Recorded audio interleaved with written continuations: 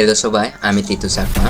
আজকে আপনাদের সাথে শেয়ার করতে আছি কিছু কার্যকরী উপায় এবং অনুপ্রেরণা যা আপনাকে ইংরেজি শেখার পথে সাহায্য করবে।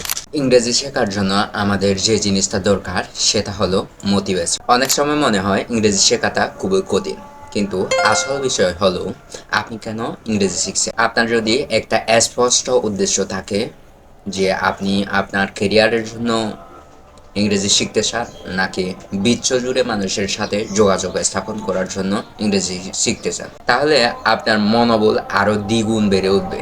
এখন আসুন কিছু কার্যকরী উপায় দেখি যেগুলো আপনাকে ইংরেজি শেখার পথে দ্রুত এগিয়ে নিয়ে যাবে। নাম্বার 1, শত শত লক্ষ্য নির্ধারণ করুন। এটা আপনার জন্য অনেক গুরুত্বপূর্ণ।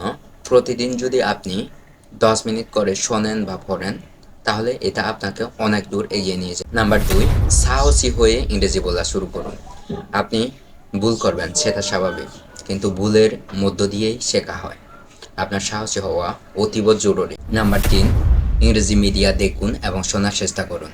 নিউজ, সিনেমা, টিভি শো সব কিছু ইংরেজিতে দেখার চেষ্টা করুন।